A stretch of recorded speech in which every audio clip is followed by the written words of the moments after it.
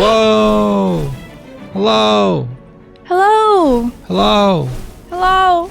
Hello! Hello! Hello! Hello! Hello! It's Onster! It's Onster! Hey Onster, good morning! Oh, or super evening cool. Welcome. Thank you. Hello. for you. Hello. Hope you're doing good. Thank you so much for the raid. Welcome in, everybody.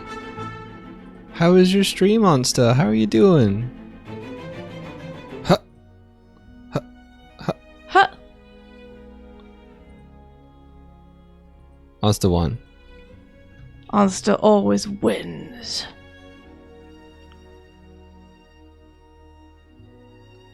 It's look. What? Onster's colors in Jellycats. How would this is Whoa, is how supposed to did be they random. know? This is supposed to be random. It knows. Look at this. Look at this display. Can you put everything on screen so I can see it? It's perfect. Holy shit. Hey, I can see. Yep. That really is like fate, isn't it? Yeah, you broke it Look, though. that's amazing. I'm sorry, I put the button screen. There we go. What are you doing? What are you doing? I'm trying to keep it on screen. What are you doing? Get out of the trigger. Get out of here. Alright, I'll do this instead. Thank you so much for raiding on stuff. Hold on. I gotta get my chat up so I can see properly. How are you? What were you doing? It looks like I have an Ulster file to catch up on.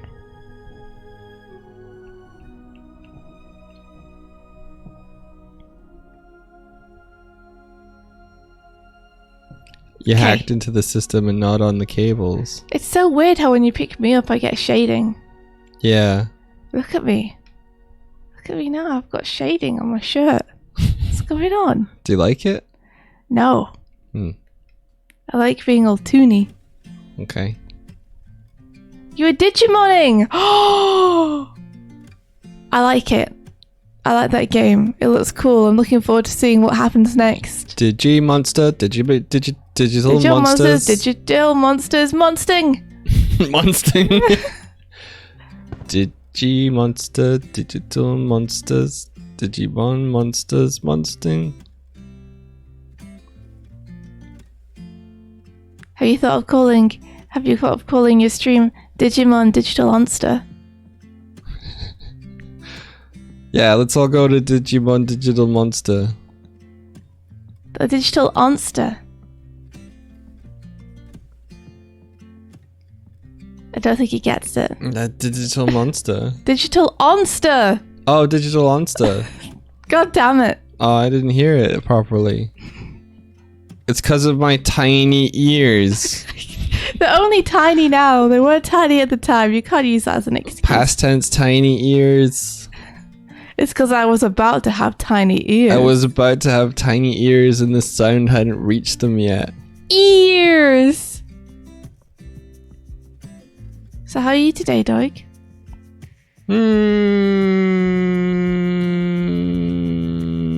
I haven't decided yet. Well, I'm going to be doing a bit more animation. You asked me how I was. Yeah? Not what I was gonna do. Only the same thing. No. How are you? Well, I'm gonna be productive. Yeah, I'm gonna work on the painting I was doing. Let me see if I got it up. But you don't know how you are. I'm a little sleepy. Are you okay? I'm sorry I fell asleep during our conversation. That's okay. It's not like I was saying anything important. I got tired. I got comfy. I know. It's okay. I think I fell asleep right where I was. You did. Indeed you did. I think I was talking to you and then you were unconscious. I think I booped a cat on the nose because they like sniffed my feet and I was like, aha, kick. Oh no! Yeah. Oh no. Are we gonna talk about the Doig tweets? Oh yeah, we said yesterday we might talk about that a little bit. I'm bringing you your chair. So you could sit. You also do the shady thing when you pick things up. Did you see the chair? It went all like shadowy for a second. Oh no. Oops. Oh. I'm just so strong. We can both fit on the same one. Stay on your side. Well, what to say about them, really? What do you mean what to say about them, really? I've just had this... She's slipping off.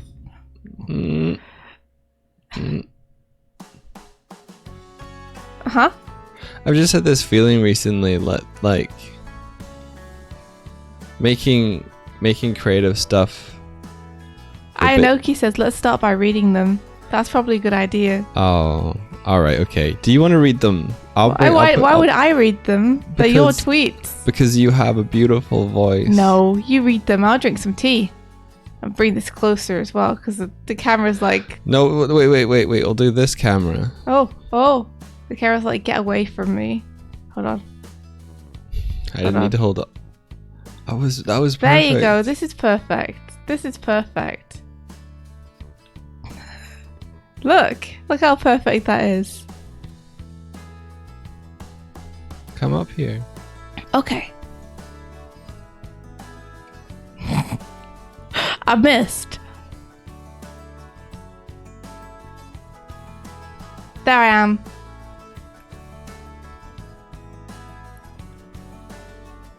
Are you gonna read them? I haven't even found them. Fontina has linked them. Oh, I realize I have a really good button for getting on the chair. Yes. That's silly. All right. Okay. Okay. You've linked them. Yeah. Oh, thank you for the bits. Gonna go get them. Anonymous cheerer, thank you so much. I got one. I got 2. I got 3. No! No! How could Doig have got one? It's impossible. What do you mean? It's on my face. Got 2. Stop that, Bits. Get away from him.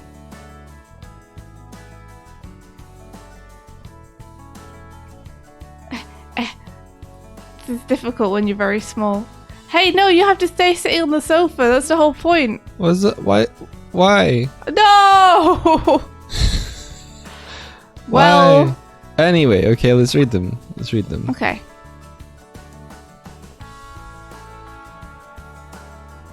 Nice, good job. Ow. I wanted to Good know job. what would happen if I tried to teleport to my chair while I was holding it. Turns out it doesn't work. Banana. Get the banana, Chris. Oh, it's gone. The banana? I was too late. Oh, how did you... Just don't worry about the how chat. Did, how did you set it? Here, But it was a whole... Don't worry about was the a chat. whole- Just read the damn tweet. Okay. I'm gonna stand here. So I wrote it and then I sat on it for a good few hours and then I posted it at like 2 a.m. or something like that. But it's to do with like all of the cancellations of things and things getting removed from being able to be viewed legally and stuff like that. Oh, so recently a bunch of companies have axed many animated shows, as you guys probably know. They've not only axed the shows, they've actually gone through and almost tried to erase the show's existence. Like, for example, Infinity Train not only has had all its episodes removed, but any tweet mentioning it has been removed by the people who were publishing it.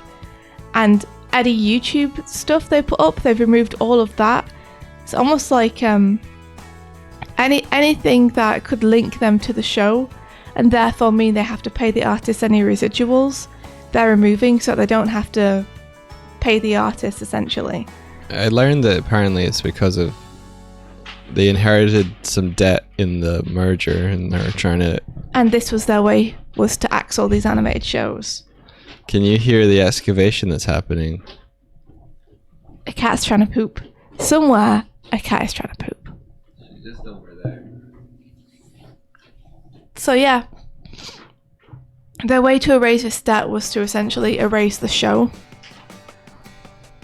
and do everything they could to prevent themselves having to pay artist residuals, which hurts artists a lot, especially on that particular show, because the residuals go into artists' pensions and healthcare plans. Yeah. So I wrote this.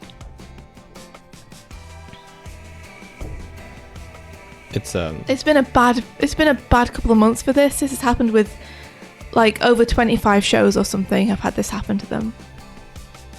I call this disappointment in 6 parts. So I wrote, creators, artists, showrunners, what if we didn't sell our ideas to people that don't deserve them? You don't need global distribution or huge numbers if you're just trying to make enough money to make the thing that you want to be making. Everything else is built on top of that to make someone else rich. What if we win the fight by simply walking away from the negotiation table, returning to the mountain and just going back to what matters, making cool stuff? This could be hugely naive.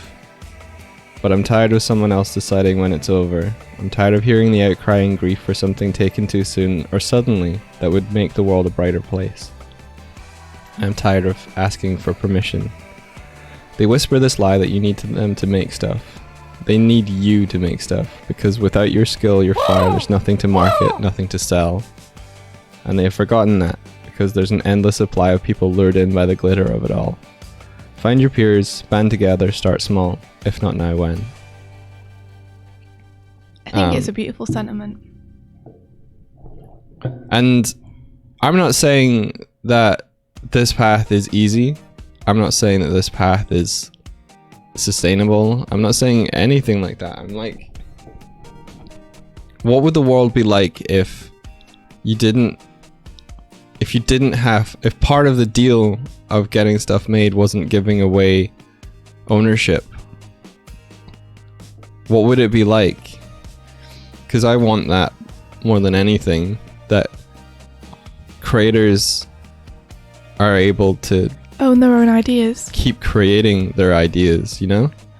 Yeah, and not have to continually compromise on them as well as having the majority of the benefits reaped from that idea being taken away from them and given to someone else above them. So I think at the heart of this as well is that there's this problem with animation, and it's that it isn't directly profitable like other forms of media are, and to me this doesn't make sense. And I think because of decades of the expectation that it doesn't, things have been built around it to make up for that. It's the same with live action series though, right? Is it? I don't know, I'm asking. Like, the reason that animation is not directly profitable anymore is because of streaming services, right?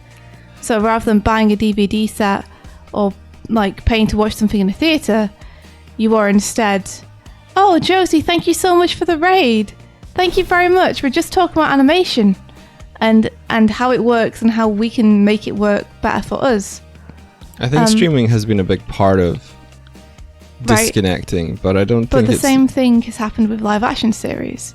Like, that's not in the cinema, and there's no longer any point buying box sets for it because they're all on streaming services, same as animation, where instead of paying for the series itself, you pay however much a month for access to it, and the money gets funneled into the streaming service and then barely filters down to the makers at all. Yeah. Is it just that live action filmmakers get a better deal in terms of like a lot of people who work in live action series get royalties and stuff, whereas animators don't? Don't know. I think like, it's probably it's a similar boat. Yeah. But yeah, it's probably a similar boat. Mm-hmm. Sorry, I just was curious. I didn't mean to derail the conversation. I guess maybe it's just linear viewed content. Mm-hmm. So I saw another thread by Matt Braley talking about how the creators of animated content have been punished for the shows not being profitable, and he was talking about how it's another department's responsibility to make money from the creative shows. It's the animator's responsibility to make the most appealing, compelling show that they can, but it's other departments' responsibility to like make merchandise, market it, and all the other stuff that, like, you know, drives people discovering the show and paying money towards the love of the show. And I think there's something fundamentally and inherently broken in that expectation, in that system. If anyone doesn't know, Matt Braley is creator of Amphibia. And I'm not saying his expectation is broken. Not at all. I'm saying that he's describing the system as is. He's describing that, like, if you think about, like, let's use TMT as an example. TMNT was given a TV show, given an animated show, because the toy company thought that that's what it needed in order to get the toy deal to go through. Mm-hmm. And selling the toys is what made the TV show profitable, or like the license profitable. And then that's in the era of like animated shows being very, very, very long-winded toy commercials. Yeah. And it's also in the era where if you wanted a show, if you wanted to see it, not just on a Saturday morning, you had to buy it. Like a VHS of it. Yeah, I guess so. Yeah. And I'm just like, why? You mean why is it not able to go on its own merits more? Yes. Like other shows where live action shows tend to have more of a chance because it's not about selling action figures. Yeah. Like live action shows have had a rough go of it too, I think. There's been a lot of cancellations of shows before they've had a real chance to get explored. Like it's just like, what do you want? It feels like what the people who are funding animation want at the minute, or like any shows, is like it has to be exceptional right off the bat. Yeah. It has to break the service in terms of how many views it's getting and like absolutely blow the roof off in order to be seen as a success. Anything else and you're fair game on the chopping block. Yes. If it's not immediately, like, if you don't release it and it's like through the roof straight away in like the first couple of weeks, it's deemed a failure. Whereas like decades ago, it would probably be like a slow start but grow over time. Like a lot of people replying to my thread and stuff are talking about how to compete with like global brands and how would you go it alone and stuff, and my kind of thinking is like, you don't necessarily need to do numbers. No, it doesn't matter. It shouldn't matter about being popular. Even if like only 30 people see your thing, if you touch the lives of 30 people who are like, this animation or story changed my life, I think that's still worth it. But I think the main concern from people is like, it's a sentiment that I am 100% behind, but how are people going to survive? Yeah. Monetarily? Like, how are they going to fund themselves to do this? Because that's the issue, is that a lot of people want to do this stuff creatively, but it's like, how can I possibly do that when the only person who's going to pay me to do it are these huge corporations? That's the big question. It's like, how do you make it viable, self-funding? Because in any case where I've seen people self-fund something, they've already had such a massive audience to begin with, you know, and 99% of us don't have that. Alex has sent a Chromel and says, pour one out for Jeff Smith. Everyone pour one out for Jeff Smith, who has attempted to get a bone animated series created on his own terms 4 times in like 20 years, and has seen it fail every time because of attempted corporate meddling, like trying to crowbar musical numbers into it despite his explicit wishes otherwise being part of the deal on paper. Yeah. And even more, like, Jeff started as an animator himself. Yeah. So it's like, dude knows how to animate and make an animated show. He can't, because every single time he starts, people like try and change what Bone is to make it more kid friendly, to make it like more centered around merchandise. Because they're trying to make it appeal for because all they're of trying those to make indirect it SpongeBob. ways. Yeah, all those other indirect ways. Like, and because of people trying to make everything into, you know, what they see is already popular, it means that artists aren't free to innovate and make new stuff, the next new thing that's going to hit. Are you okay there, Martina? Oh, you must be following Trashbot. I guess Trashbot fell through the floor. Yeah, what was I going to say? I was going to say, if Avatar The Last Airbender released now, it would be cancelled in the first season. If TMNT 12, you know, 012, got released now, it'd be cancelled in the first season. Like, when TMNT 012 first released, there was huge, like, fan outcry because everyone hated the new style of it. Yeah. It wouldn't have got 5 seasons. Avatar like was a real slow starter. It wouldn't have got like 3 seasons. It would have probably had more of the Korra treatment. Yeah, there would have been like, we'll give you 1 season, finish the story in 1 season, we'll see if it's popular. Then they put it on Netflix a decade later, and it's boomed so much that they've been able to create their own studio, and now they're making films. It's because sometimes people take a little bit to come around to something, or to see something's, you know, worth watching. Sometimes series take a few episodes to get going, or people just take a little bit to realize it exists. And that was a show that was airing on TV. It wasn't buried in a streaming service where you have thousands of other titles to look at that could catch your interest more. Like, it was like, this thing is on now and it's the only thing on this channel. And even then, Avatar was a slow burn for people to like realize it was good. Yeah, the only reason that I saw Avatar is because you had the box sets and I watched those. Mm-hmm. I think for at least book 1, I think maybe book 2 or 3 I might have... you just pirated it, probably. I might have. Yeah. Because you were like, I really, really want to see what happens, and it's not anywhere. Like, it's only in box sets. Yeah. Because this was before it went on Netflix. But yeah, anyway, back to the main question, which is, we're trying to work out how to make it viable for people to make their own stuff.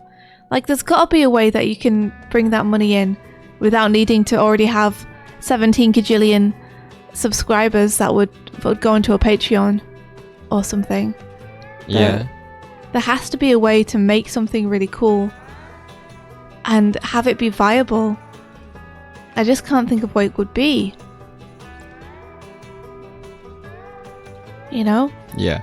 Some people on YouTube, you know, put their stuff on a streaming service as well. Like, for example, Patrick Willem. I think that's his name. Hope I got it right. Patrick Williams, who does essays on various films that he watches. He makes stuff and puts it on like a side streaming service that's specifically for him and a catered few other people. And that's got his own subscription service. So I think they make more direct money from that. But the problem is, even if they do make more direct money than that, it's nowhere near big enough to be any kind of competitor to anything else. Mm-hmm. And I have to suppose that the amount of money they're getting from it probably isn't huge. You know? And moreover, just from a user standpoint, I don't want to like have to subscribe to 5 other streaming services just so that creators are able to create stuff. Like, I'm already subscribed to way too much stuff. I hate the subscription model of payments. I hate it. I've got like so much stuff going on that I'm subscribed to right now, between streaming services and software licenses and like everyday stuff like bills and phone stuff. Like, there's way too much stuff. So there has to be another way to do it. Bring back video rental. What if rather than paying like $5 a month to get all of the content on a site, what if it was, hey, do you want to pay $1 to watch this? You get it for 24 hours, then it's locked. The thing is, you know, it's not a terrible idea. The problem is that where are people going to watch it? On YouTube? Because stuff gets buried there like so easily. You'd have to make your own place to watch it. You'd have to make your own place to watch it. And then like, who's going to go and see that? Who's going to go to this new video place you've got? You know, how do you get the word out about it? But my friend Sean Cunningham, otherwise known as Paperbag, who like works at Studio Mala and is one of the heads of a studio, he was talking to us like years ago at Dublin Comic Con. Yeah, I remember and he was that. talking to us about one of his videos and like how sad he was that he couldn't make more stuff like that. And he was like, that video has like, how much did it have? Like 70,000 views or something. He was like, if I got $1 every time someone viewed it, just $1, like I'd be set for the next 2 years to make stuff. Mm-hmm. But I don't, so I can't. And that kind of opened my eyes a bit, because I was like, $1 like really feels like nothing to like the person giving it. But if that means that the person who's made it can make that much more stuff and be free for that much time, like, it's huge. I think with the turn of this century and all the tech that we've been kind of building towards, the expectation that I think YouTube in particular gives is that everything on there you watch for free. And they've had to try and build a business model around that. And then later they figured out, like, hey, maybe we should make something that's not free, and we get YouTube right, and like advertising kind of ruins the experience. Yeah, but they need advertising to make money. Yeah. Let's catch up on chat and the Chromels, because this is like a question that's really like I don't have an answer to, and I want to hear what other people think. Yeah, okay. Let's go back in order of Chromels as we received them then. Okay, cool. I won't read them from the scrolls then. We'll do them in order. Okay, so we read the one from Jeff Smith. Not from, but about Jeff Smith and Bone. So, Pilkey says, so everyone is probably familiar with the phrase jump the shark when a good show goes bad. There's an opposite phrase, growing a beard. It's from Star Trek The Next Generation. Growing a beard! Where the first season was kinda all over. It only started to find its feet in series 2, or season 2, I think, which is coincidentally when Riker grows a beard. shows that even some of the greatest shows need time to grow a beard. Yeah, exactly. They do. Like, imagine if it got cancelled because it wasn't popular in the first season. Like, that show has defined so many people's like experience of just space dramas, and really like become people's favorite show, and it's defined them as people. Yeah, I think if I can talk on like Rise of the TMNT about that, because that came out so soon after Rise 2012, but it was effectively Nickelodeon kind of funding a reboot, you know? So in audiences' minds, I feel like if you go through the 5 seasons of 2012 and you go through the character arcs and you get to the other end and you have turtles that are very kind of like a bit different from when they began, you know? Mm-hmm. Having to be open-minded that when you meet these turtles, they are not the tomorrow versions of the turtles that you just left. They're like younger, more inexperienced, whatever. But I think people are going from seeing how awesome the turtles were from the end. Well, I don't know. I haven't watched the last season of 2012, but in my head, going from that to this, I think is a big jump, because you're like, it's the opposite of growing a beard. It's like they've de-aged, but the expectation is like, well, if this thing needs to be they need to be as awesome in this right off the bat as they were here. Otherwise, what is this? Yeah. Well, also understand that people spent like over 5 years with those turtles. Yeah. Like, just in terms of time investment, and also by the end, it got like super dramatic. Yep. You know, it started super goofy, but it earned that pathos through the 5 years.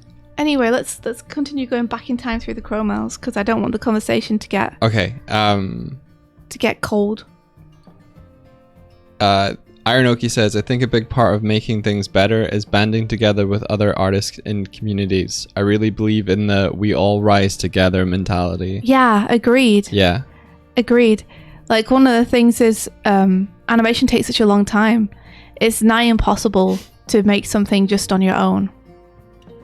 You know, look at the incredible stuff that Vivzy and Zarel have done. Yes. You know, and they've gathered teams around them that they trust.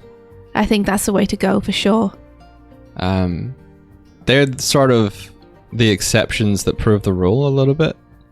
Yeah. They're like what I look towards that gives me hope that like it is possible in some way, in some form. Well, Zarel's stuff is incredible, but let's make no mistake, like, Zarel is pretty much completely self-funding this, and I don't know how profitable it is for them, because it wasn't like the viral success that Hell of a Boss was, even though I think Monkey Wrench should be, because I think Monkey Wrench is like effing sky high in quality. If you guys haven't seen Monkey Wrench episode 1 yet, go and see it. It's awesome. But it took him I think it took him over a year to make Monkey Wrench episode 1. Probably a little bit longer than that. So yeah, exactly. So I don't think it's really sustainable, or doable like that, to do the whole season like that, because it would take him 12 years or something. Yeah.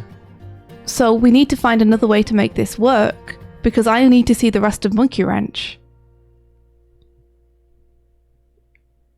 Yeah. We need to see more from that world. Yeah, exactly. I want Zarel's idea to succeed and to be pushed up, and for him to be able to make it without needing to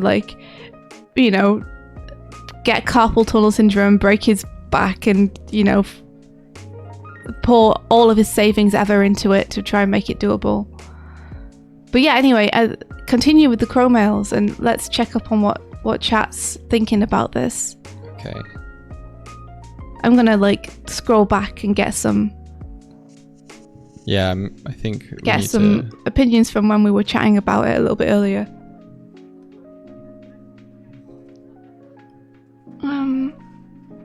Oh, hey! Unholy Basil says, "Hi guys, I wanted to pop in and say thank you for sharing my analysis video last night. Had some very nice comments come in today, thanks to you." Oh, yo! Are you the person who did the Starlight Brigade analysis video? Yeah. Hello! Are you still here? Hello! Oops, I didn't mean to pick you up. Hello! I just wanted to say also to you, I've been meaning to go and comment since I saw your video yesterday. Number one, oh my gosh, get over here. Get off me. Number one, I'm so sorry that I didn't see it earlier. This is the first time I've seen your video. I didn't know it was even out for the past year, but I just watched it yesterday and I'm sad that I didn't catch it earlier. Number two, your video made me cry. Thank you so much for making such a beautiful video. Yeah, such a heartfelt video about Starlight Brigade. I also teared up. I teared up first and then I told Indy about it. Yeah. It was an incredible watch. Can we link it in chat now, just in case anyone's curious and wants to go and check it out? Yeah, let's link it. It really means a lot, and it means a lot too. Wasn't it the first video you did on your channel as well? What an honor!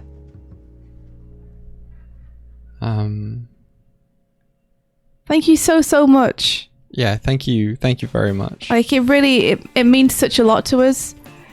The video is really close to our hearts, and this does even though it's got a fair number of views on it, there's not that many videos out there analysing it. So whenever we see one, it always means a huge deal that someone took the time to want to dig into what we were trying to say with it. Yeah. I realize I need to keep going with reading out what people are saying. Yeah, I'm gonna scroll back, but yeah, and Holy Basil says, "Don't worry about it. Like you said, stuff gets buried on YouTube." Yeah, I hate it. I hate it gets buried because I would have loved to have seen that. I wish I'd seen it as soon as it came out, so I could have yelled about it more. But we can yell about it now at least. Okay, I'll scroll back and catch some of these comments about Anna Mooten. Yeah. Space Pirate Fenrir, I'm back up here now. Wait, there's more paragraphs. Yeah, Weeb says, "I'd love to see a show that targets an older audience instead of cheap plastic toys and make good, beautiful statues.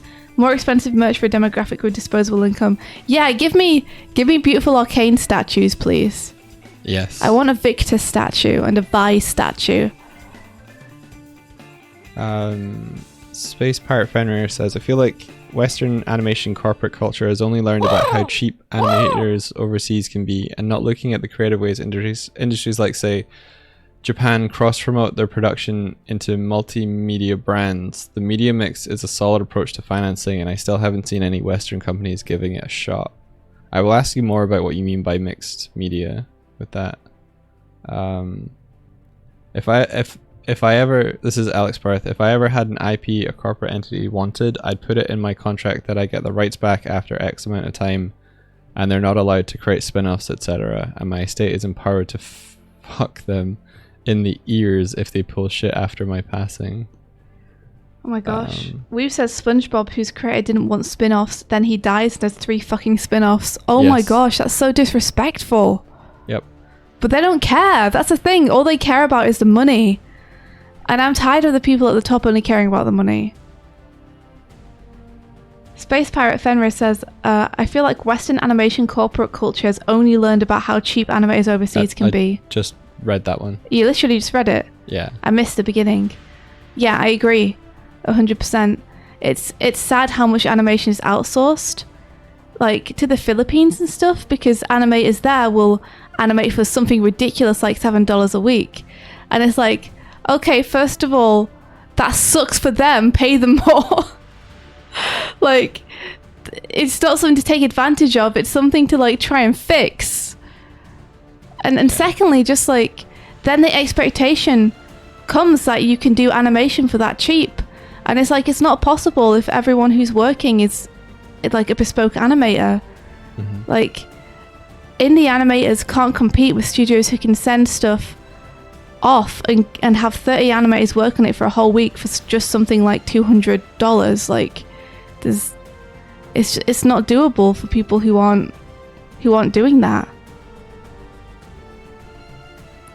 Bryson Robot says that this gets a tangential to a rant I have, that all these corporations are going off some dumb pile of data and graphs that they have, thinking it'll lead them to the magic infinite money pile. But here's the thing about data, it only ever tells you what has happened.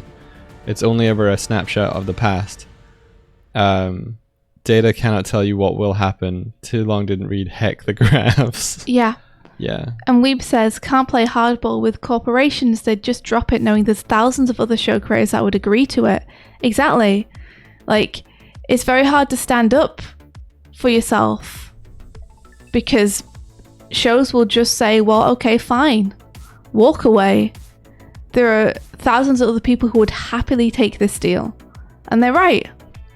Like, you'd have to have something huge like Mickey Mouse or something to be able to hold any kind of leverage over them. Vert says digital rentals are already exist. You can rent films on Prime, etc. But given the choice, would people rent now that streaming is already a thing?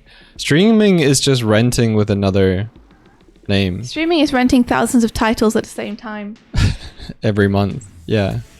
But that's the thing, it's like, you can pay, €6 to rent thousands of titles per month, or you can pay $6 to rent something off YouTube one time. It's like, which makes more sense for the consumer? Obviously, the one where you get to rent thousands of titles. Yeah. And I don't blame the consumer for that. Like, I agree. I would rather rent thousands of titles. It makes way more sense. Like, no one's doing super hot for money right now, I don't think. I mean, apart from trillionaires who have got richer, but,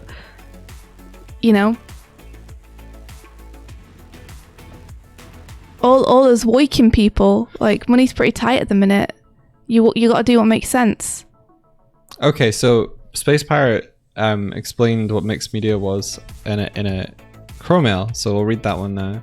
What do you guys think of the mixed media method anime companies use for financing? Instead of one toy company financing a show and betting on that merch, they get a committee of companies that agree to fund the production and then split the rights up between respective industries. Music CDs, figurines, comic books.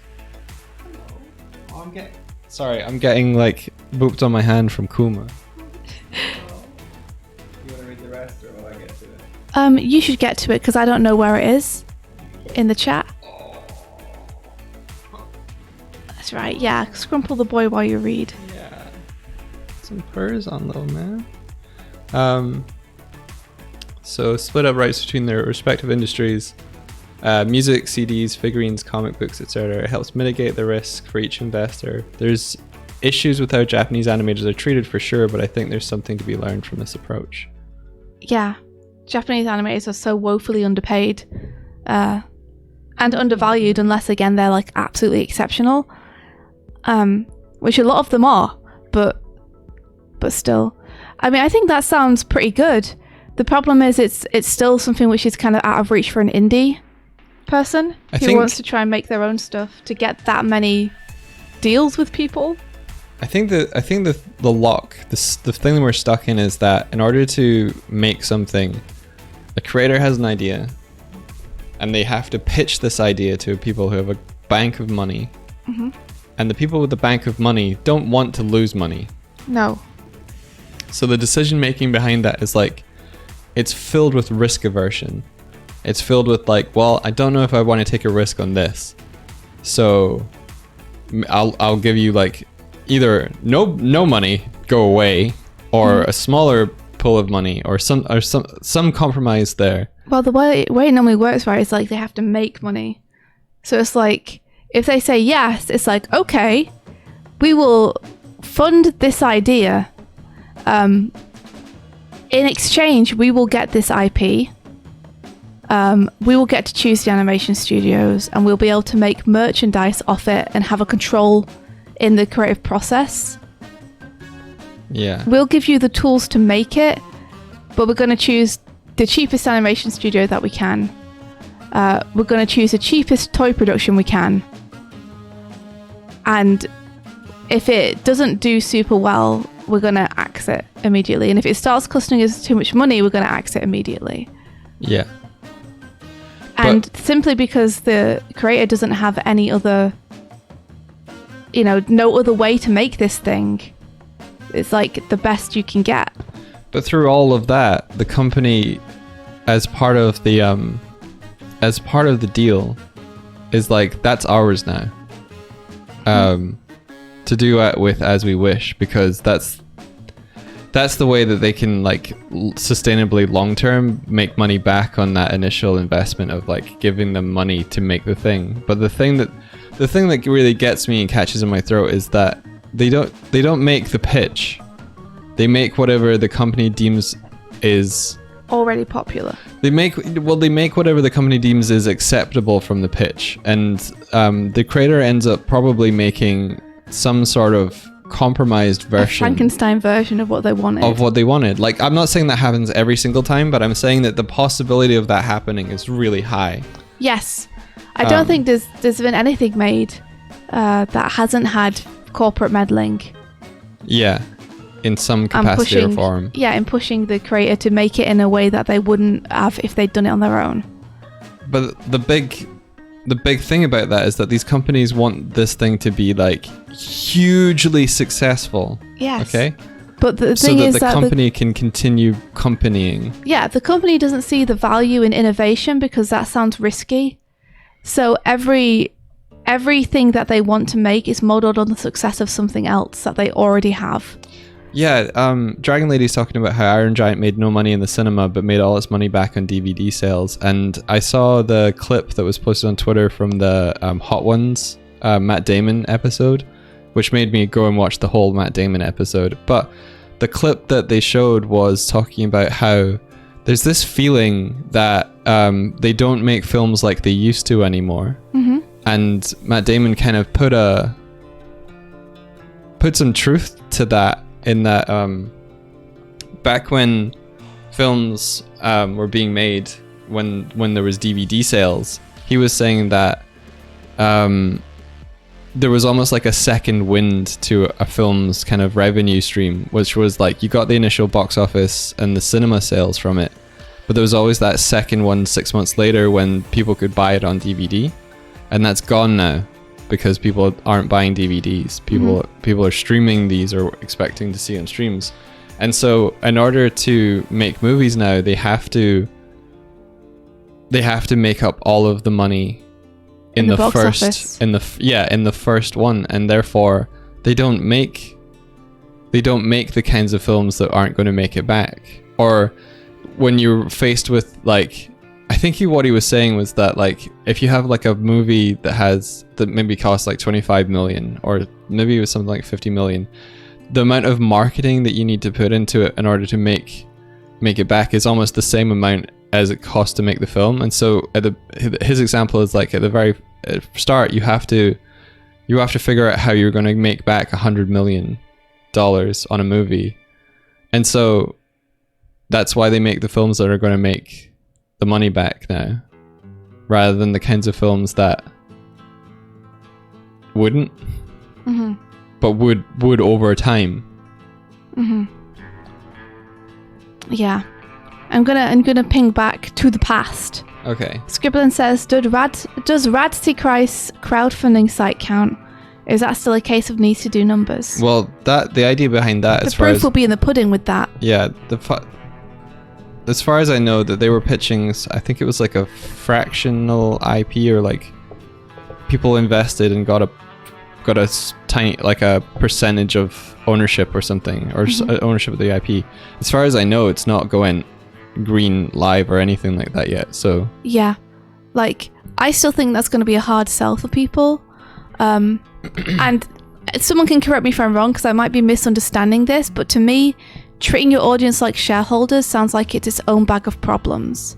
Yes. Because as soon as someone feels like they stand to make a profit from what you're making, or that their money is tied to the success of your thing, audiences are going to get a lot more entitled about controlling that thing.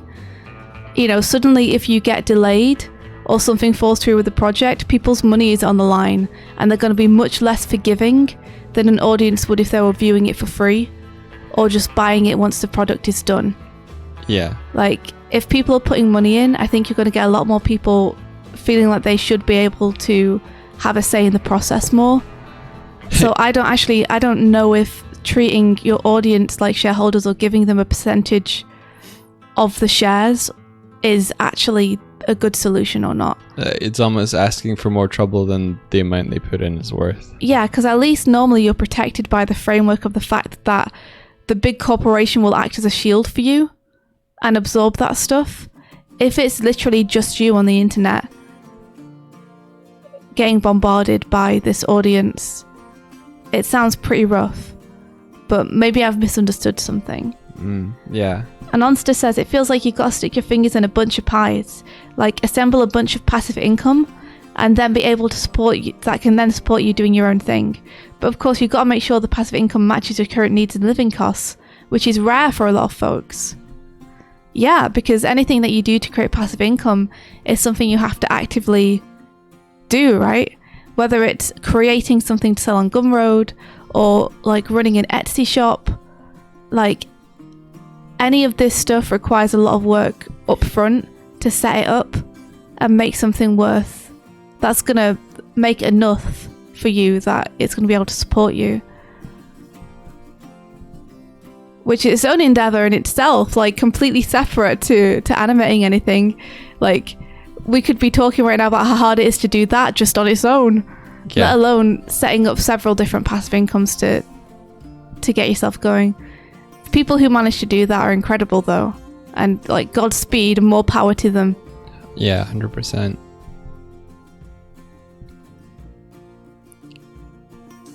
I'm just scrolling through.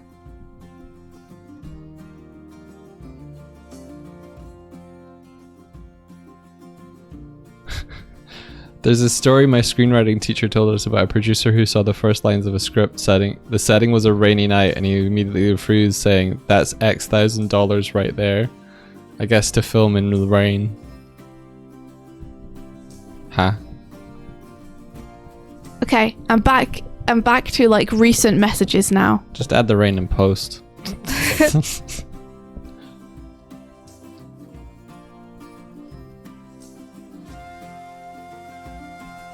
I saw a tweet by some piss baby who said the audience was paying Neil Gaiman's wages, so he should make Sandman exactly to their racist wishes. I haven't seen Sandman yet.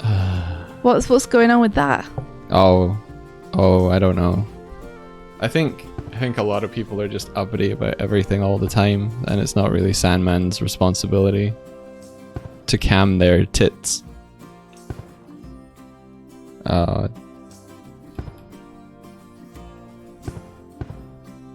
We're getting bombed.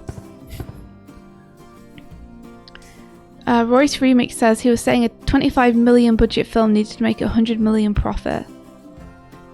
Yeah, so like, do we have any ideas? How can indie animators possibly make their own series and stuff?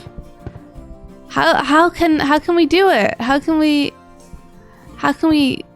have an amazing idea that we think people will really love and be able to make it while supporting ourselves? Because the simple answer that there's just no way, that's too depressing. I don't like that. There's got to be a way.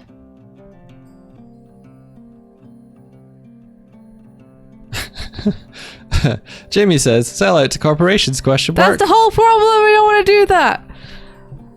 So we can maintain the ownership of our own IP.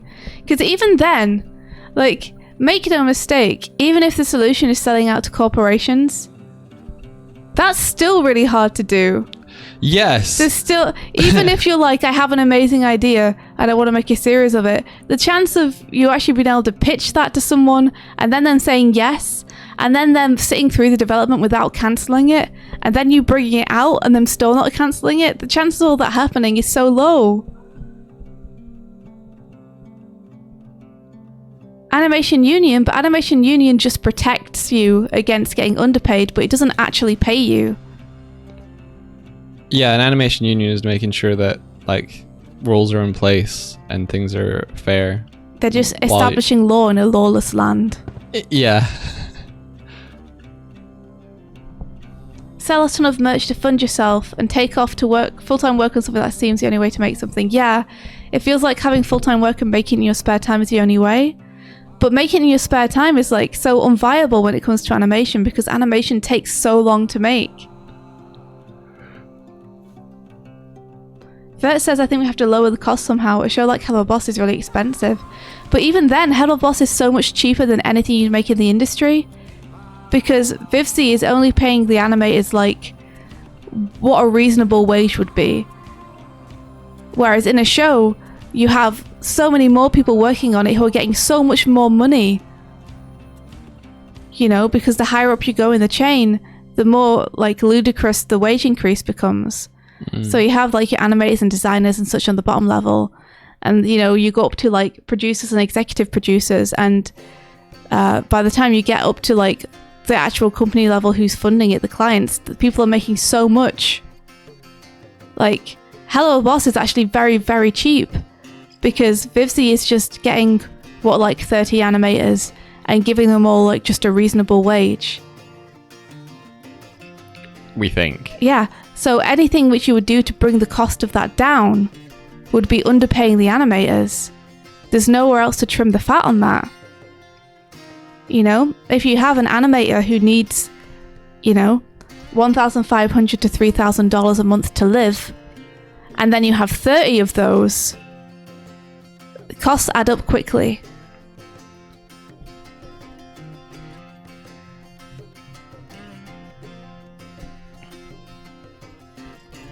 Yeah.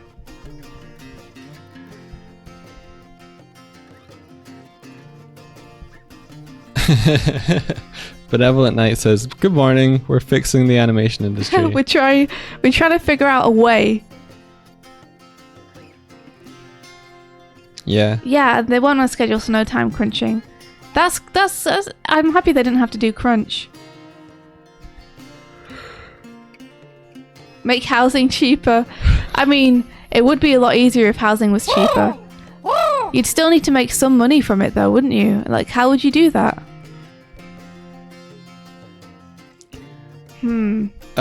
Expert says, I'm reminded of the EA CEO who, when presented with the golden goose analogy, said that sometimes you need a little foie gras. Foie gras. This is capitalism in a nutshell, and it's what's wrong with the corporatization of cultural output. What's foie gras? It's it's a real fancy food that's real expensive. Like eating leaf gold. Oh, foie gras requires killing the goose. Oh, geez, okay. It's goose liver. Oh, right, okay. That makes more sense. I was thinking it was just about the money, which it is, but in a different way.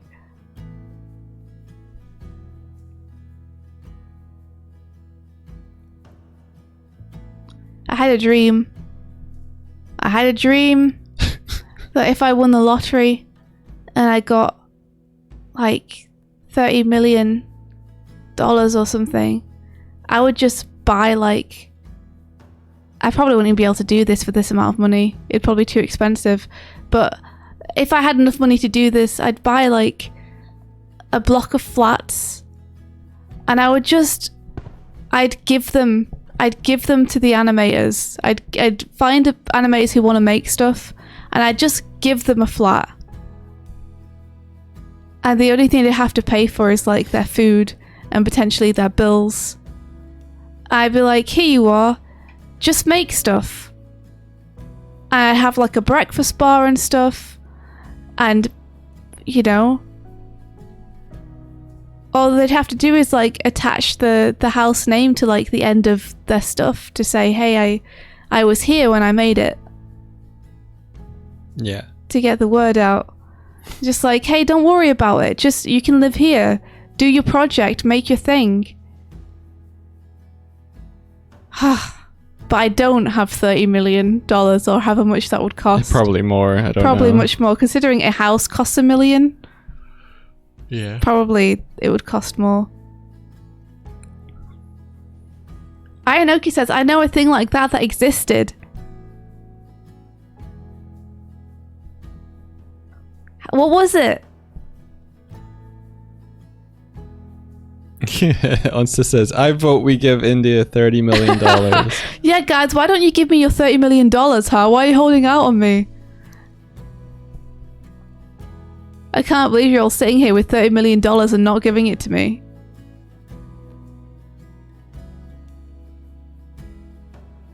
Wait, Notori says, don't even supervise them. That's how Spider-Verse was made. Wait, what do you mean? Did Spider-Verse not have supervisors?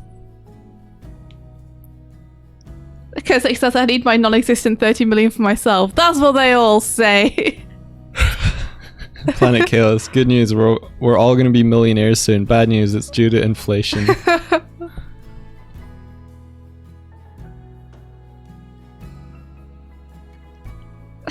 Matthias says, wait, I got some change in my couch somewhere. That's the problem. It's I don't know why, like, I bring this up and I hope that somehow I'll find a magical solution. And so far I haven't. I'll just keep thinking. I think it's because we're trying to draw a line between where we are and like doing the same thing that corporations are able to do. And I don't think that's necessarily immediately possible. Whoa! Hey, Pilkey, thank you so much for the 1,000 bits. Jeez, oh, you didn't have to do that. I was only joking. No, do that. Thunder Thank Animation you so Studio. Much. No, don't. I don't feel like I'm trying to do what corporations are trying to do. You just stole my bit. I did. I saw you going for it and I was like, no, mine. Damn, you got one. Can't believe you would do that to me. So, being rich is a lot like having a lot of bits, where the more money you have, the easier it is for you to get more money to stick to you. Wow, I've made a corporate capitalist analogy in my fun little stream game. Anyway, what was I saying? I was saying I don't feel like we're actually trying to make... I don't feel like we're trying to make the same like thing as a corporation at all. Like, literally the only problem I'm trying to solve is how can you make something by yourself and manage to make ends meet? Because that's the big problem that's stopping everyone. Is just, like, people have the drive to make stuff, but they can't make ends meet while doing it. Yeah. Like, the reason people have to take jobs in these huge corporations is because these huge corporations are the only people who will pay people to animate. Yeah, exactly. So just trying to figure that out is... It's almost like there's two jumps. There's going between like not working on your creative ideas full-time and working full-time on your creative ideas. And then the jump beyond that is working collaboratively on your creative ideas with other people that you can financially support. Mm-hmm. And then the level of what you're able to make kind of has to level up, or can level up potentially, or not. Like, I feel like trying to make a series off the bat is like trying to rush ahead. It's like how do we make a pilot, or for instance, or something like that first. I don't think there's any point making a pilot though if you don't have a plan in place. Yeah. I'm going to make us not tiny because these are big ideas. Because then all that will happen is that you'll have a pilot that took you 2 years to make. And that'll be it. I'm like, okay, should I do episode 2 now? Yeah. Here we go in the next 2 years. Yeah. I think I respect the way Nas went about it.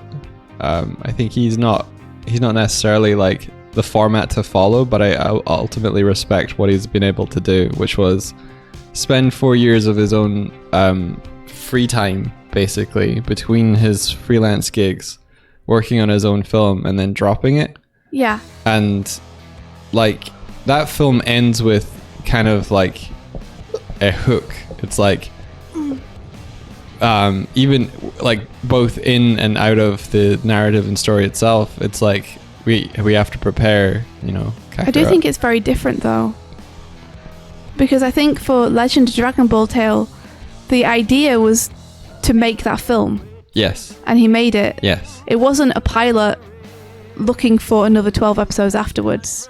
But like he did what he wanted to do with it. He made it and he released it and people loved it. And yes. that was the entire idea, be all and end all. No.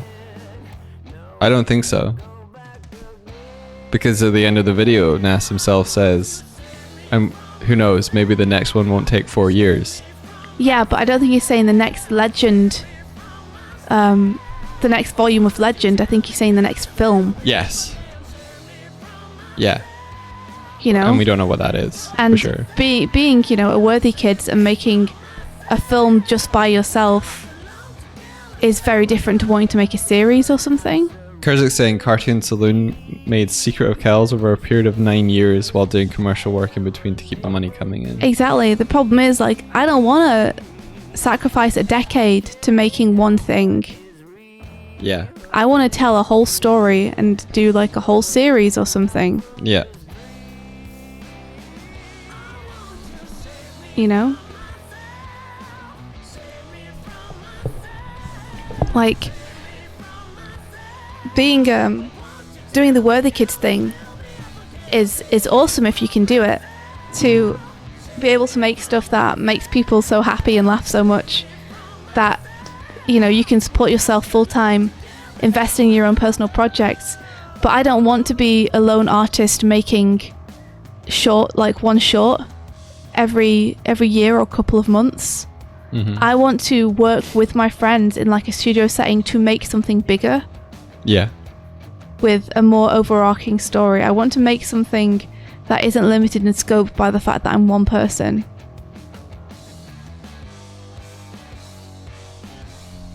Yeah. How to do? Comic book be a good way of doing a series. It's true, it is a good way of doing a series, but there's stuff with animation that you can do that you can't do in comics that I want to, like, animation is like a big part of my heart.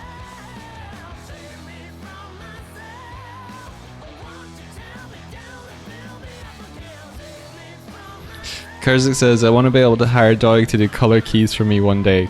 Sad face. Yeah, I'd love to. Take him. Go on, take him. He'll do them for you. Yeah. What if animators could sell individual episodes? You could do that, but I don't think you'd make enough money to be able to make an episode 2 from that. Unless it went like absolutely bonkers. Like, unless it was, like we were saying earlier, absolutely exceptional. Yeah. But like, I keep thinking that what would the bonkers need to be? Well, it depends what the scope is of your project, right?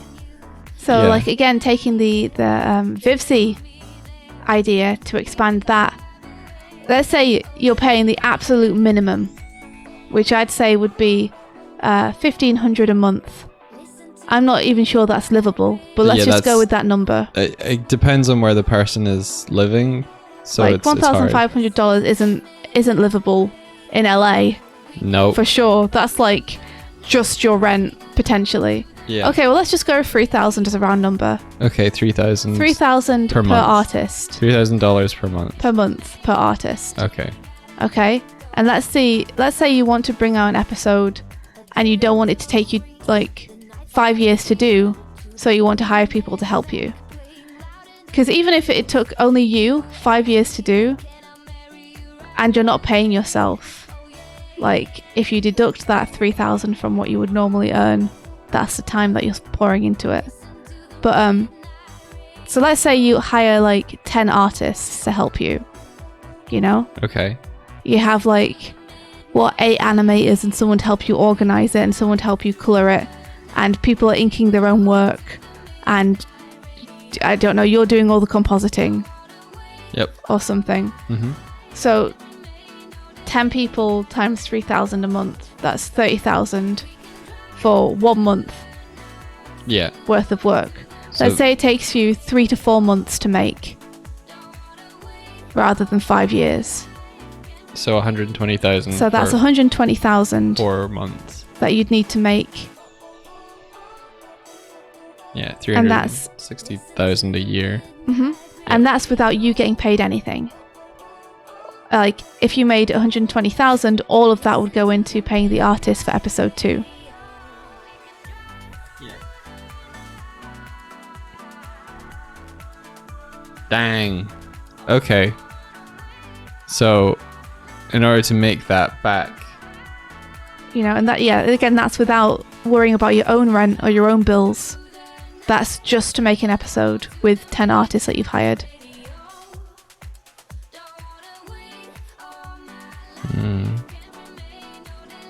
Yeah. Be a motive. Let's assume that one of those people is managing stuff. But again, the more people you have to help you manage stuff and the fewer artists you have, the more artists you'll have to hire. So the price kind of inflates.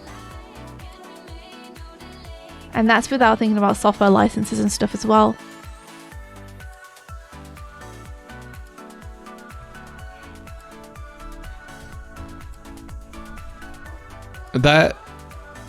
Yeah. Yeah. Josie said I moved to the Midwest recently and there's 2-bedroom apartments near me for like $850 a month. LA is insane. Yeah, $850 is what we're paying. But remember that like dollars are a little like weaker than the euro, or stronger than the euro, weaker than the euro. Either way, they're about the same as the euro, but we use pounds. Like, that's true. But like $1,000 is like £850. Yeah.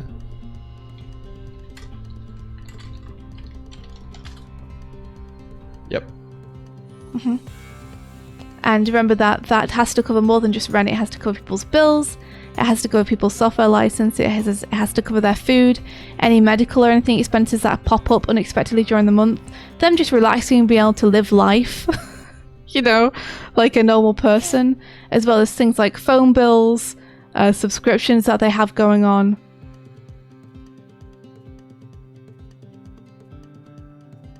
But you pay $500 a month. I'm so jealous of you.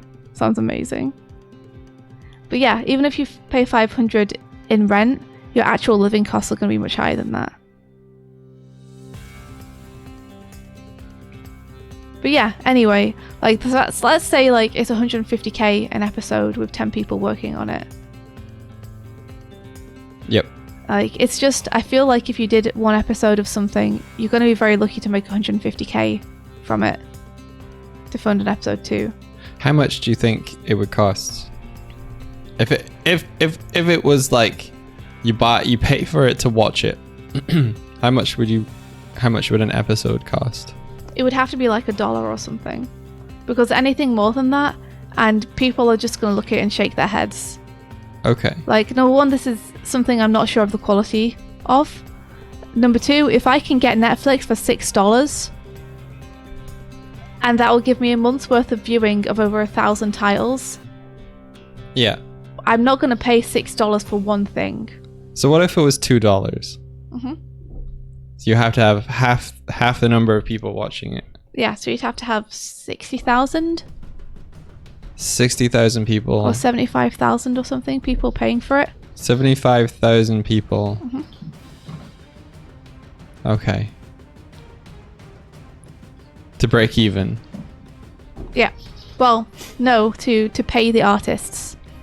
That's what. Yes, to break even. You know what break even means, right? Well, I mean that you wouldn't be able to pay your own rent or anything. Are you not one of the 10 artists? No. Oh. Okay. I mean, you could say that you are. I just assumed you would be one of the 10 artists. Let's just say you are. Then, Let's just say you were one of the 10 artists. to make then. it easier. So, 75,000 people paying $2 each to watch your thing to break even. Mm-hmm. Malevolent Night says they're paying 1,900 euros, but like Ireland's really expensive. Like, especially Dublin is like hugely expensive. Yeah. You get crazy prices. Like, let's be honest though, like, I'd be kind of working for free if I was to do this. Like, I wouldn't be expecting money because money isn't something that I want to worry about, even though I have to. It's just, for this to be viable for anyone, like, you have to kind of solve the money problem. Even if I myself am kind of happy to just try and do this in my free time and cram it in and just like try and make ends meet any other way I can. There are people for who, if they wanted this to be reality, they'd need to know the solution to this problem. Yeah. Yeah. It feels a little bit like it needs to be a part-time basis thing. So like one toe in freelance and one toe in independent stuff, at least to begin with. Mm-hmm. So that you don't capsize your boat immediately. Which is tough. It's a tough life. Yeah. Okay, well, we'll keep thinking on it and see if we can come up with any kind of solution, because I want it to be doable for people. Yeah, Adolf, I agree. I hate having to worry about money. I don't want to think about money. Why is everything revolving around money? I just want to live. I just want to live comfortably and I'm good. I'm good. If I don't have to worry about it, then that's fine. I don't care how much I make on top of that. The only reason I care how much I make on top of that is because it's so scary thinking that you might just get everything taken away. That having some kind of safety net is nice. But I wish we could all just not worry about it. I wish it could just be out of sight, out of mind. Yeah. Yeah, basic income scheme would be incredible.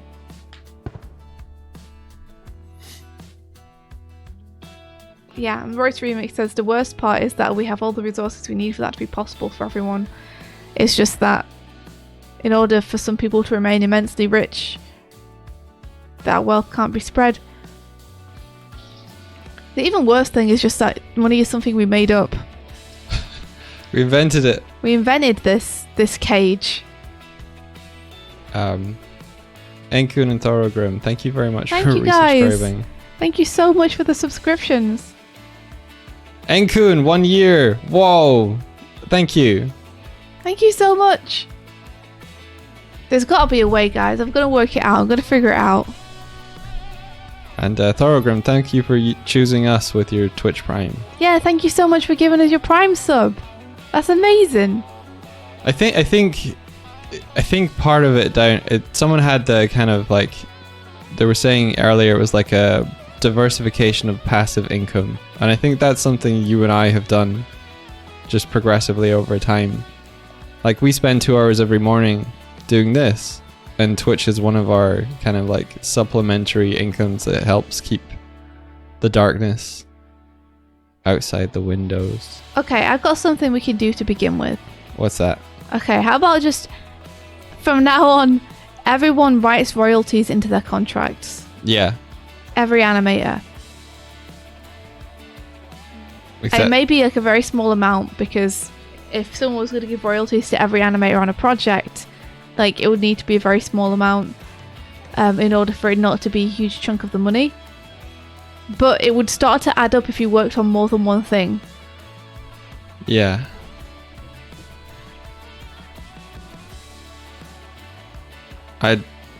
Royalties should be something that animators get. If writers get royalties, then board artists and animators should get royalties. Royce Rubik, thank you so much for the subscription. If who gets royalties? What gets royalties? If writers get royalties. Writers, right, okay.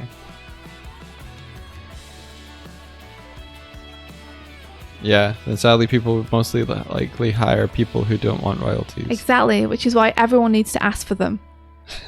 It needs to become standard practice.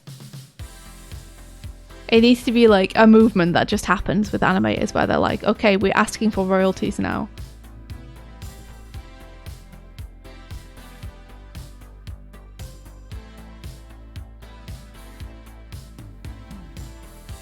But yeah, it would have to be a union thing to enforce it. For sure. Because otherwise you will just have people not doing it.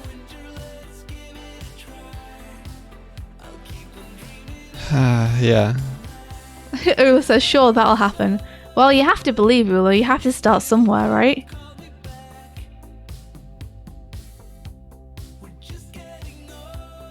Can we also make it illegal for contracts saying that anything you make in your own time while under contract belongs to the other party? Because that shit is vile. Yes, shit is vile. If I ever do something where I like make a little indie studio or something, I think royalties would be something that would be built into people's contracts. Just like, if we make money from this thing, you guys would see some of it.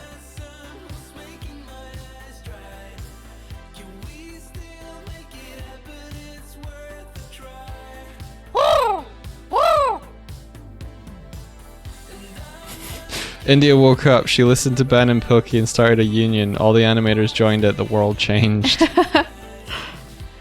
India's dream. My dream!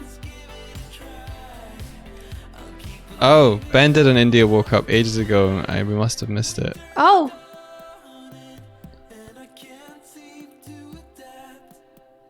Ula says, do I get royalties on your YouTube intro and comic book trailer? Well, we're not making any money from those, so probably not.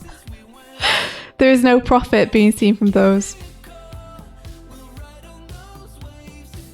Where is it? As people are probably aware, we monetize nothing on YouTube because we don't see any point. It's like we would make 50 pence a year or something, and we're like, it's not worth it for the ads. India woke up. She was sure to have a bad time, but the only way you'll find out what happened is to subscribe now to Benas and Prime for only $19.99 a week. Buy now and get access to the new spin-off miniseries, On Stuff Fell Down the Toilet. We personally promise it will only be cancelled after at least 4 episodes. 0.01 of each sub goes to the original creator. What a deal. On Stuff Fell Down the Toilet. Oh no! But yeah, if I ever get to like do some studio work where I get to make my own assembled team and little indie studio, then I'll 100% want to give people royalties from it. As soon as there is money to give. Austin said I don't want to go down there.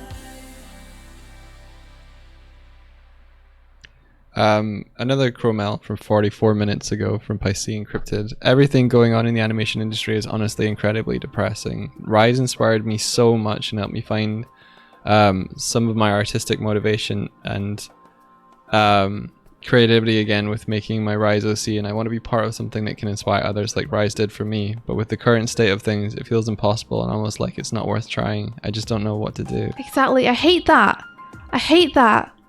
Also, this thumbnail it's great. It's super relevant. I love it. This is incredible. Great job.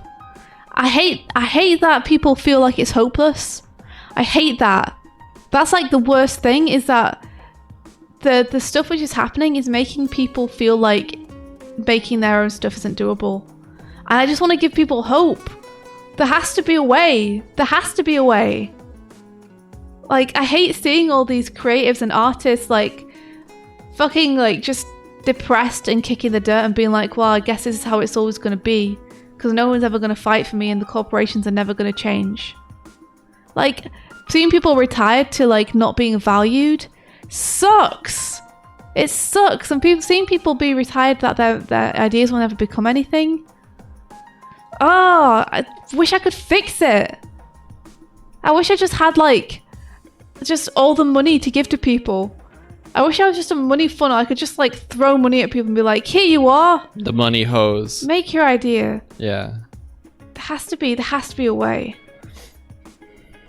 There has to be a way. I refuse to give up.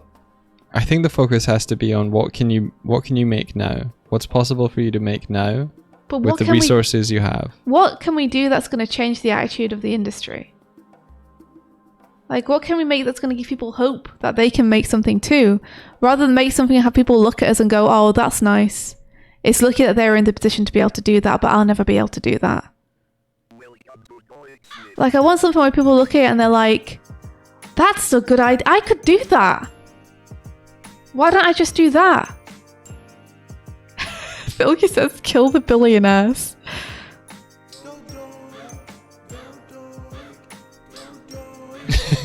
India wants to find people who want to make things and just... I do. If only I had Dosh.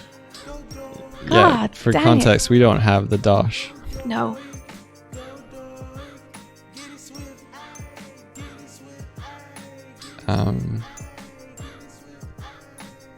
Yeah, I think the key is, like, starting small, building up over time.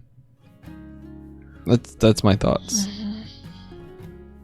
Like, rather than be like, how do we make this series successful, though, it's like, well, how do you make something that is so powerful that people go, I want more of that, please. And you go, okay.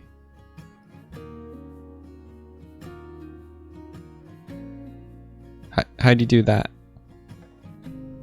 Because I think money will solve itself if you make that thing. Maybe that's hugely naive, but I think getting caught up in how do you make money from it? Is it worth doing if it's worth making money of it? That's the trap. That's the mind killer. It is, but the thing is, that's the reason people don't do it. Right? So I feel like I need to solve that for people to, like, unleash their creativity and potential, because a lot of people are saying that the reason they can't do this stuff is because of the money problem. I know how to solve the money problem. What is it? It's not a problem. How not? Let's say you're someone who doesn't currently have a day job like you do. Yeah.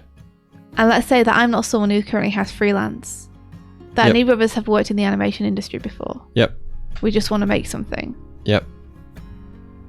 We still have rent and bills to pay. Yep. How would you? Well, get a job. At the point where you're at, where you've got you saying you never made anything before, and stuff like that, how would you go forward making the thing you want to make and make money from it? That's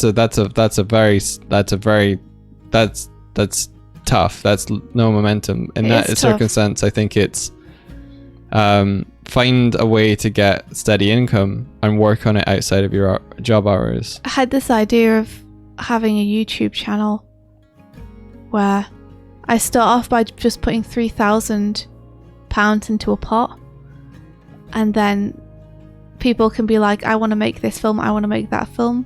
And I go, that sounds good, and I give that person £3,000, and I'm like, make your idea, do it in a couple of months, And then when they do it, it goes up on the YouTube channel and it gets monetized.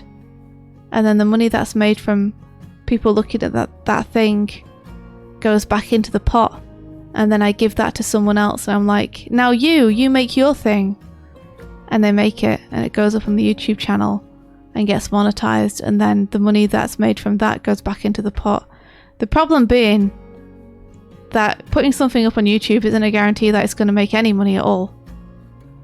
Yeah. And so probably the most likely thing that would happen would be I'd put money in to the pot and we'd make one thing and then YouTube would bury it forever. and then that would be the end of the dream. Yeah. But I'm always thinking, I'm trying to crack the problem. I'm thinking, like, the intent is there. Let's monetize Brooklyn Nine-Nine, but it's Sonic Part 2. No. Okay. Who says it's even going to be a Part 2? So I would... Okay. So I was thinking about how people were saying, rise up together, you know? Like house shares and stuff like house shares and stuff like that. If you're just starting out, what if we had like 3 artists, right? Mm-hmm. They were all living in an apartment together, and one of them gets a job. Oh, it's Will Sliney. Hello, Will Sliney. Yo, one of them gets a job that covers the bills and expenses for the whole thing. One of them becomes a workhorse and sacrifices themselves to the system. Hang on, okay? Yeah. One of them gets the job, right? Mm-hmm. And the other 2 make the thing that they want to be making, right? Mm-hmm. And then every 3 months or 6 months or something, they swap. They tag in. Someone else gets a job. Yeah. Would that company be okay with, hey, what happened to Josie? Josie seems different today. I'm not saying they go into the same job. I'm just saying like a timeshare thing of like...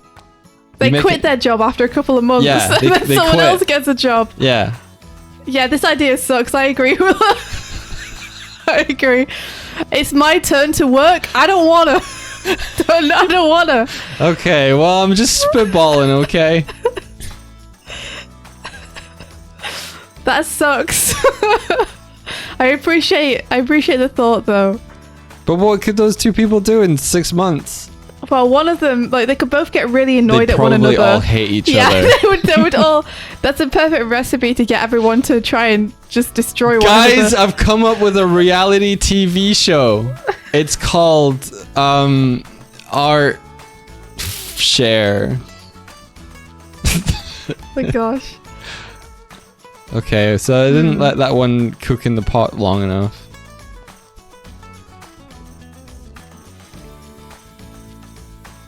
Something like that would be easier to do with comics. Comics? Yeah, where you pay everyone to do like the first volume with you, or like an anthology, where everyone gets like an 8-page story or something. And then you like kickstart that book, and anything you make over goes into making the next anthology. At which point you hopefully don't have to put your own money in anymore. The money from the Kickstarter can pay for, you know? Because at that point it's like a fulfillment service where it's like, okay, we have a book that is made, it just needs printing, and the amount you put into the Kickstarter will pay for the printing cost and get you a copy. Yeah. And then anything on top of that is like, okay, this goes into paying the artist for the next volume. Like, I think that's a very doable model. It's sadly not doable for animation, because animation is much more time consuming and expensive.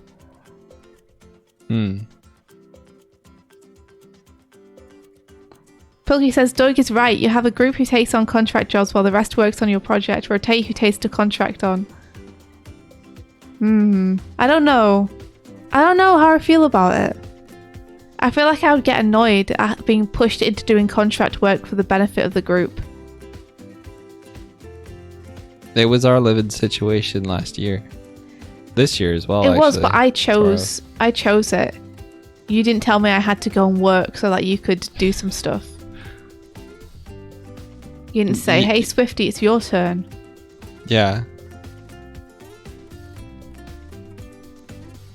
I did work on your book for free, though.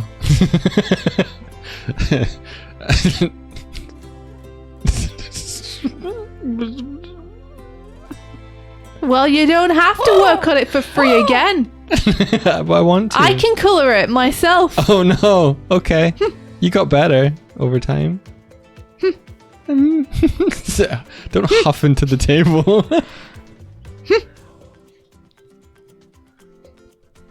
Yeah. So what you do, here's the solution. All the artists, you gotta pair up. You gotta pair up and find your equivalent of a Swift. Yeah. Pair up. Everybody everyone use the buddy system. Artist couples. Animation buddy system. Gotta pair up. Pair up. Then one of you submits yourself to working in the machine. And the other person gets freedom. Kurzik says, "Hey Doig, is your girlfriend single?" This one's taken. This one's taken. Oh, I don't know, Doig. I think I need to find someone to help me colour some comic books. No. Is your girlfriend single? Stop staring at her like that, Kurzik. No. Oh. Hey, Kurzik. No. Hey, Kurzik. Oh, no. Hey. No. Ha. Don't you drift back here. Oh, she didn't. Yeah. Oh, she's hovering. Oh, she's hovering. Come on, Kurzik, let's go. Everyone's going.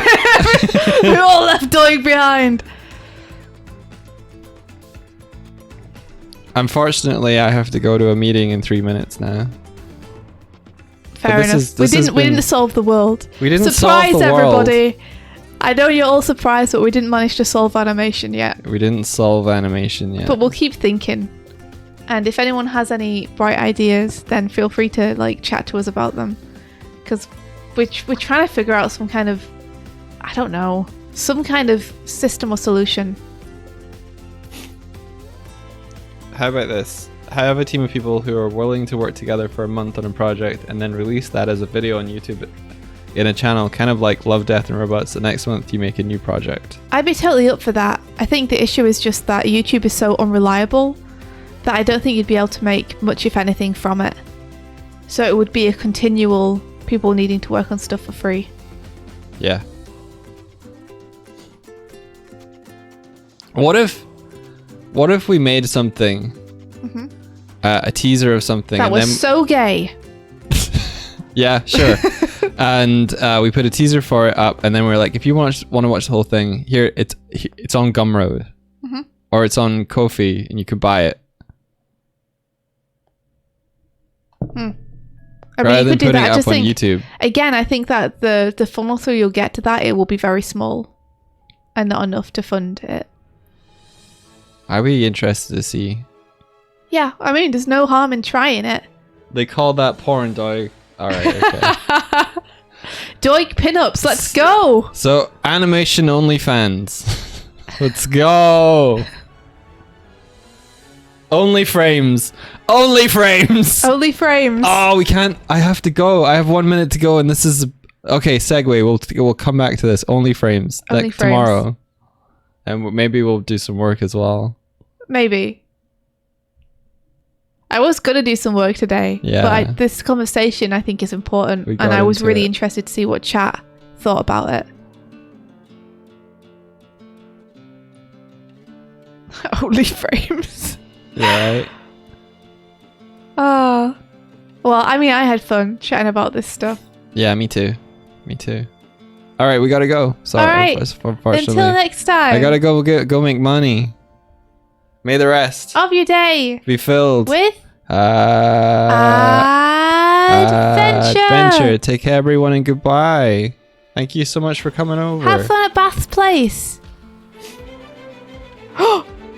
No. No. No. No. Welcome, everybody. We're about to raid Welcome. Beth and Jan. We're about to raid. Thank you for Dave joining Cap, us thank today. you for the raid. No. We're raiding. We're raiding. Oh my god, Do we're the all going to raid. get everyone get on Dave Cap's ship. Everyone, we're We're raiding. going. You're driving Dave Cap. Let's go. Take care, everyone. We have to go. Goodbye. Bye.